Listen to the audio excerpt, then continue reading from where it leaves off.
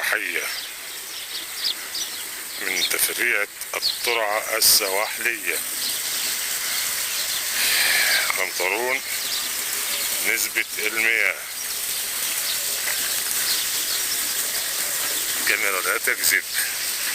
جثث، أكياس، رواكد، رواسب. تسمعون صوت المياه.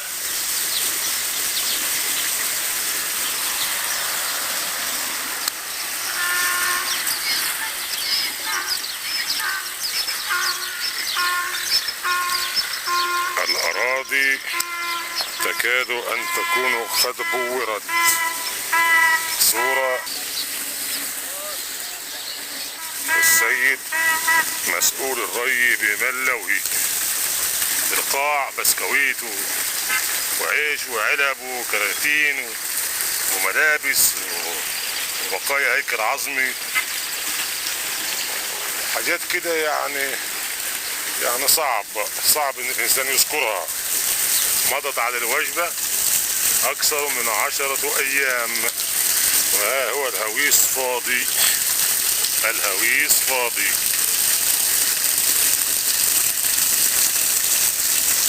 طبعا يعني المزارعون يشكون مر الشكوى. الفلاحون في مدينة ملوي يشكون مر الشكوى.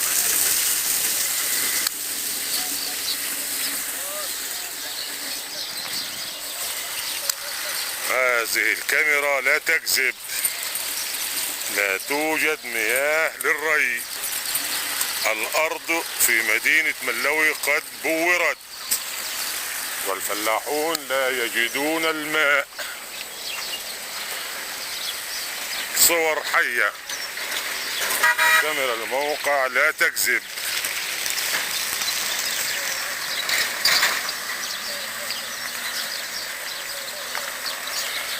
صور حية. سيد وكيل الري بمحافظة المنيا والري بملوي. هذه القناطر مرفوعة عن آخرها. البوابة الحديدية مرفوعة عن آخرها. لا ماء إلا الزبالة على مساحات كبيرة. ما رأي السيد وكيل وزارة الري بالمنيا؟ أرض الفلاحين قد بورت. الفلاحين لا يجدون ماء يسقون زروعهم. هذه الصور الكاميرا لا تكذب. ما رأي السيد وكيل الوزارة؟ ناخد معاك كلام. وليك أرض هنا. يعني ادي قد ايه المية ما جاتش في الترعة السواحلية؟ عدلها من ساعة ما تدرس القمح. من ساعة ما تدرس القمح. تدرس القمح والزرع والشمم ما يتباع الوقت. ايوه يعني منذ أكثر من 10 أيام أو 15 يوم. ولا 20 يوم. ولا 20 يوم. يعني أنت عايز تخضر دكتور ومش عارف تخضر. مفيش مية. عندك عشان أخضر يجي من مشروع من بحر. اسحب الشفافيط القم شفافيط. طب هو الشفافيط مش شغاله هنا؟ شايف هنا 3 خراطيم والثلاث خراطيم محطوطين في طين. محطوطه في طين. ايوه محطوطه في الطين. طب ايه اللي تقوله لوزير الري او وكيل وزاره الري في المنيا؟ السلام عليكم ورحمه الله وبركاته. مره اخرى من واقع الاحداث ومن واقع الفيديو الذي صورته اليوم في الترعه السواحليه. نزلت إلى أحد الأراضي التي تكاد تكون قد بورت. تستعد هذه الأرض أصلا لاستقبال محصول الذرة الشامية. الفلاحين هذه الأرض أمامكم خالية تماما. الفلاحون يستعدون لعزيق الأرض ورمي الكيماوي وبذر الشامي ولكن لا يجدون ماء. والتقي انا دلوقتي باحد الفلاحين اصحاب هذه القطعه واسلم عليه. السلام عليكم. ازيك يا حاج؟ يا اهلا وسهلا. اسم سيادتك ايه؟ مصطفى يا بيه. ايه رايك في موضوع الميه اللي في ضجيج كتير وفي مش لاقيين ميه خالص يا بيه؟ فعلا مش لاقيين ميه خالص فعلا. ايوه والترعه قدام. انا شفت الترعه وصورتها فيديو وصورتها كاميرا وحبيت ان انا اتاكد منك. اديلك قد ايه ما جاتش الميه في هذا المكان؟ ادي لها احسن من 25 يوم. 25 يوم ما جاتش ميه اطلاقا كده. فعلا. ايوه فعلا ما احنا مش لاقيين ميه خالص. دكتور انت بعد الربيع الحجازي ده او البرسيم الحجازي ده بلدي. ده بلدي مش حجازي. هتخضر شام او عايز تخضر شامي. طب هتخضر منين؟ مش لاقيين ميه. هتعزج الارض دي؟ هعزكها كيف؟ مش هتتعزج، لا. هتسيبها تنبت تاني هسيبها هي. وهتنشف هي عشان مش لاقيه ميه. هي. طبعا هذه الرساله موجهه للسيد وكيل وزاره الري بمحافظه المنيا، والسيد وكيل وزاره الري بملوي، والسيد وزير الري بالقاهره، والسيد محافظ المنيا سمير سلام. يعني ايه رأيك في هذا الكلام؟ احنا مش عم نجيب كلام زيادة، ولا بنحط على الكلام بودرة، ولا نحط عليه سكر، ولا نحط عليه ريحة. احنا بنتكلم من ارض الواقع. اغلب فلاحين ملوي يشكون، يتضجرون، يتذمرون، اصبحوا على حياتهم غير امنون. ايه رأي سيادة الوزير في الكلام بتاع المية دوت؟ هتقول ايه الوزير؟ هقول لها احنا مش لاقيين اي ميه خالص. وانت برضه هتقول ايه برضه؟ مفيش ميه. مفيش ميه فعلا. مش عم نكذب على حد.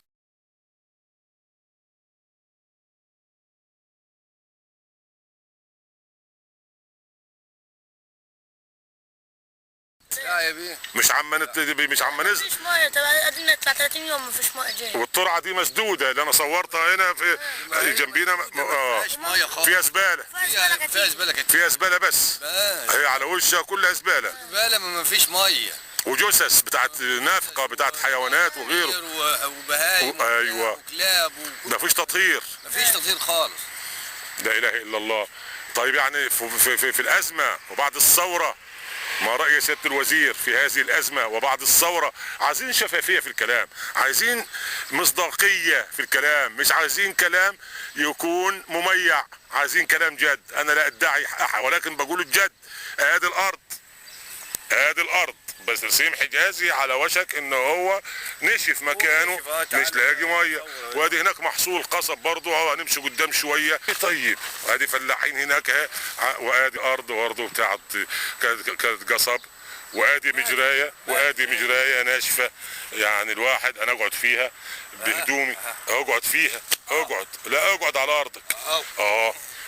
احد الفلاحين جالس في قلب المجرايه او المسقى او المجرايه او الحوال. يعني احنا برضو فلاحين. طب يا سيادة الوزير ارجوك لوجه الله شوف حل في حكاية المية وفي الترعة اللي بيسموها السواحلية اللي هي جاية من درمواس. شوف حل في حكاية المية. اتفضل يا حاج. تبع كايرة اسمها كايرة الريرمول. ما هنا الارض دي تبع كايرة الريرمول. ما هو الريرمول مسوقها. سيادة الوزير ما اعتقدش ان هيكون في تنمية بالطريقة دي ابدا. ارجوك ولا هتدق ولا تجيب. مش قادر ادق. السلام عليكم ورحمة الله وبركاته. مرة اخرى مع فلاح اخر. سعيد منير. الفلاح التاني كان هناك اخر الدنيا عند الميدنا اللي هناك دي. النهارده بعديها بحوالي يمكن 700 متر مع الاخ سعيد منير. صباح الخير.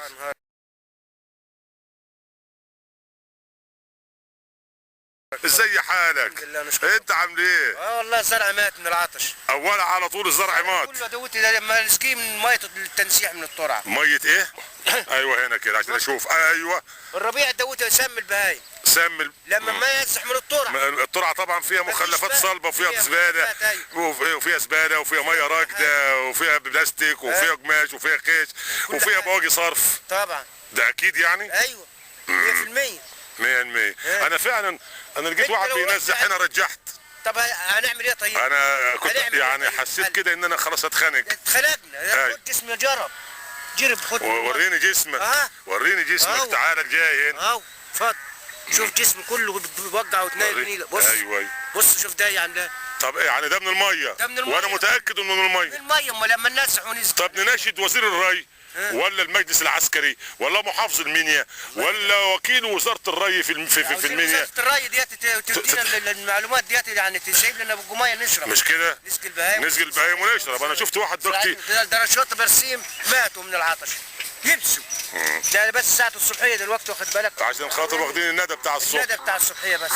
انما بعد كده هو تميم بيابس. انت بتزرع قد ايه هنا؟ انا ما عندي 6 جراريط. 6 جراريط كويس يعني على بتوكل بيهم العيال؟ انا عندي 9 عيال. 9 عيال. 9 اولاد وانا ولا مخزن المرأة 11 نفر. طيب رسالة تبلغها لوزير الري في القاهرة تقول له ايه؟ اقول له الزرع يبس من العطش. الزرع يبس دوت هعمل ايه طيب؟ قول له احنا اتضجرنا. ده احنا اتذمرنا. جسمنا خد احنا تعبنا. تعبنا احنا جوعنا. ده احنا متنا من الجوع. وده الست جارات متاجرهم، واخد بالك، وادي شويه الربيع اللي انا عاملهم، واخد بالك، ومتاجرهم شويه ذره. اعمل ايه دلوقتي؟ رسالة من مواطن مصري سعيد منير. يعمل في 6 قراريط وليست 6000 فدان. 6 قراريط اما نزح له 6 ميه. قراريط وليسوا 6000 فدان. 6 قراريط. فدان هنا 6. المنطقه ديت اكثر من 6000. ايوه 6 قراريط. انا حيلت انا بياكل هو وعياله 9 وامه ومرته 11 نفر. واكيد عندك بهيمه؟ عندي 2. عندي 2 سود العدله مثلا. هم دول الثروه بتاعته، هم دول اكله. حاليا الجاموسه والله العظيم لو تشوفها تزعل عليها. عيانه لما ما ترقد في الطرعه وما جالها جرب وما عيان. اعمل ايه دلوقتي؟ يعني عيانه من ميه الطرعه دي. طب احنا يا دكتور هنناشد مين؟ هنناشد وزير الري والله ولا وزير البيئه ولا وزير الصحه ولا محافظ المنيا. كله دوت عاوزين نعرض عليها الكلام ده. كل الناس ده عاوزين نعرض عليها الكلام دوت، اننا احنا متنا هنا. صباح الخير. تعال يعني شوف يا عم الزراعه اللي يبسد ديات. انا مش عارف، انا شايف ان الراجل زرع له عودين ذره. ده شويه ذره زارعهم بيعزك حواليهم، بيزرعهم من البهايم، اسمهم جراو.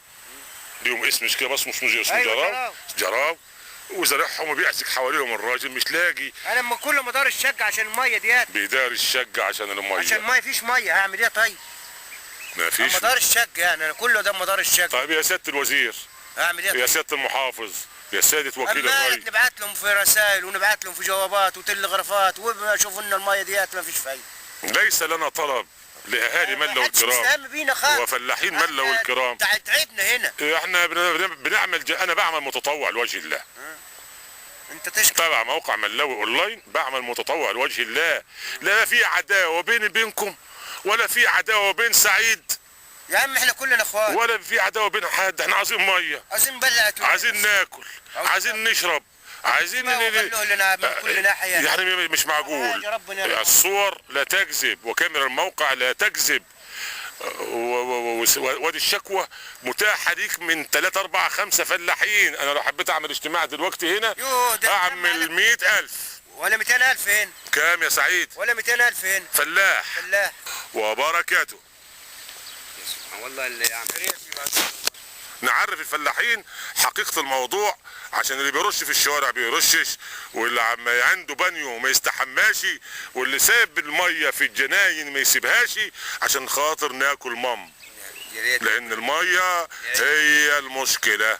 شكرا لكم من موقع ملاوي اونلاين، والسلام عليكم ورحمة الله وبركاته. والله